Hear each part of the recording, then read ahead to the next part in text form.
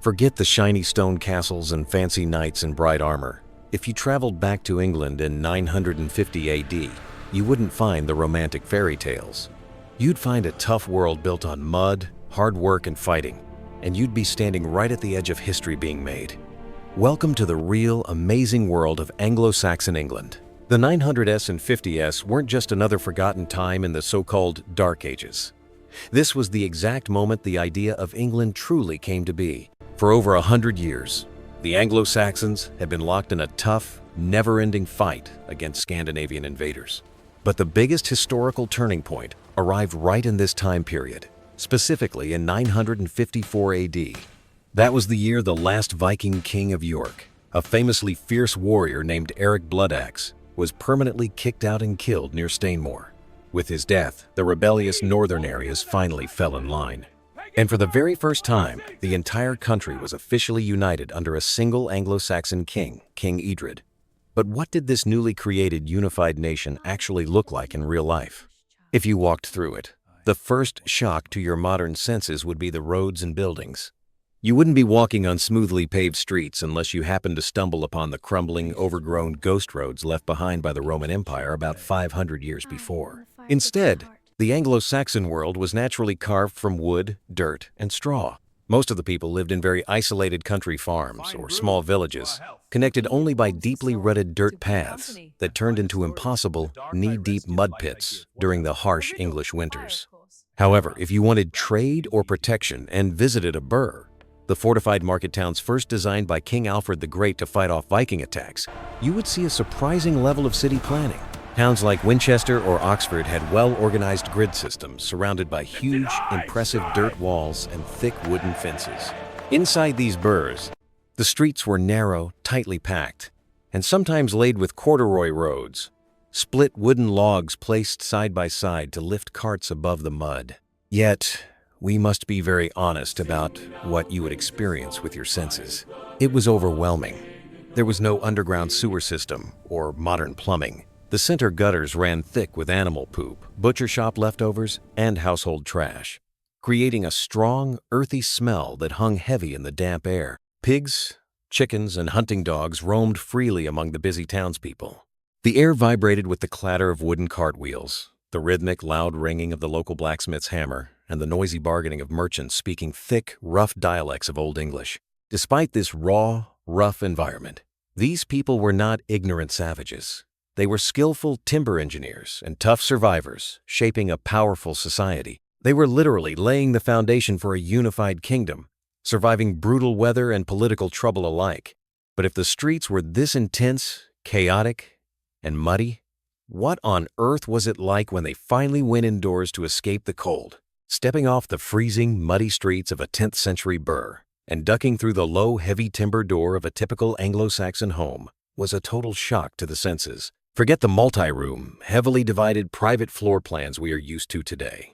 You were entering a single open-concept shared space, built strictly for survival. The walls were built using wattle and daub, a sturdy woven lattice of flexible hazel or willow branches, plastered thick with a binding mixture of mud, clay, animal hair, and cow poop. Once hardened, it was surprisingly strong and insulated, topped off by a steep, heavy thatched roof made of straw or water reeds. But the absolute first thing that would hit you upon entering wouldn't be the rustic building style.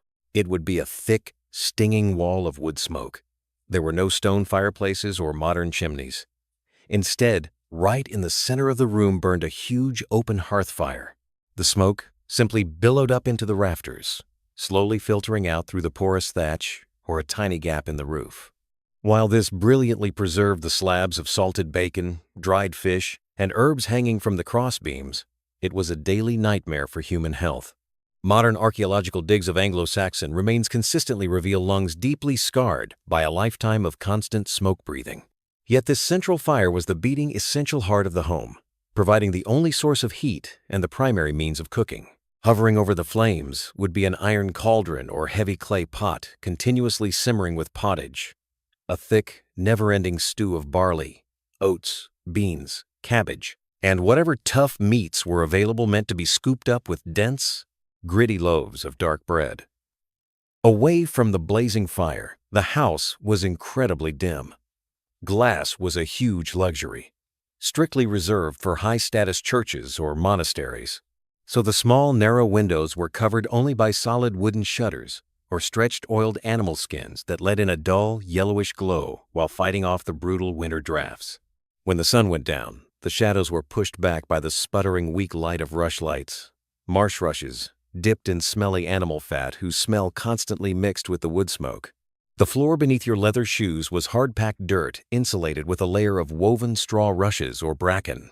Smart householders would crush sweet-smelling herbs like meadowsweet or mint into this floor covering to help hide the strong, unmistakable odor of everyday life.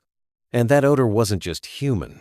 In the biting cold of a 950s winter, you weren't just sharing this tight space with your extended family. You were sharing it with your livestock. In many rural longhouses, cows, prized pigs, or chickens were brought into a separated section of the house.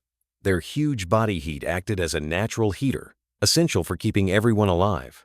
Furniture was remarkably sparse. Heavy wooden chests for valuables that doubled as benches, a rough trestle table, and beds that were simply raised wooden platforms or the floor itself, softened by straw-stuffed linen sacks and heavily piled with scratchy woolen blankets and animal furs. It was cramped, incredibly smoky, and smelled of earth and beasts. But in an unforgiving world, this firelit room was the ultimate safe place. So, after surviving the grueling, back-breaking labor of plowing fields or forging iron all day, what did an Anglo-Saxon actually do to blow off steam in a world completely without screens, scrolling, or mass media? Entertainment in 950 AD was intensely social, surprisingly intellectual, and sometimes deeply physical. The absolute peak of their entertainment culture was the community gathering. While the average peasant couldn't feast like a king, local communities still gathered around the hearth to pass around intricately carved cattle horns, sloshing with honey-sweetened mead or thick, cloudy ale. But the true main event wasn't just the drinking, it was the storytelling. The Anglo-Saxons were deeply obsessed with the power of words. They didn't just casually chat, they engaged in high-stakes verbal gymnastics. A scop, a professional bard and storyteller, would captivate the firelit room by plucking the gut strings of a beautifully carved instrument, rhythmically chanting epic tales of legendary heroes, bloody monsters, and doomed battles, much like the famous story of Beowulf. When they weren't listening to sweeping epics, they were aggressively testing each other's wits. The Anglo-Saxons loved complex double-meaning riddles, many of which survive today in a famous 10th century manuscript called the Exeter Book, ranging from clever poetic metaphors about nature to surprisingly dirty jokes that would make a modern stand-up comedian blush. If you weren't in the mood for poetry, you would likely turn to the tabletop. Board games were fiercely popular across all ages and social classes. Men and women alike would hunch over wooden boards to play Ein Tafel, a deeply strategic asymmetric game often referred to as Viking chess, where a single king piece tries to escape a surrounding swarm of attackers. They also gambled relentlessly using dice painstakingly carved from deer antlers, walrus ivory, or sheep knuckles. Outside the smoky homes, hobbies were highly physical and often doubled as practical survival training. Young men engaged in brutal, no-holds-barred wrestling matches, weightlifting with heavy stones and foot races in the village meadows. Meanwhile, the wealthy elite obsessed over hunting. Hawking or falconry was the ultimate high-status hobby of the 950s, requiring immense patience and skill to train wild birds of prey to hunt small game. Ultimately, what makes the 950s so incredibly fascinating is that underneath the muck, the constant threat of violence, and the desperate daily struggle for survival, these were people who deeply craved joy, art, and intellectual stimulation. They laughed at crude jokes, debated fiercely over board games, and sang loud songs into the dark, freezing winter nights, proving that while the landscape and technology of 950 AD feel completely alien to us today, the fundamental human desire to gather together, share a drink, and tell a great story hasn't changed a single bit.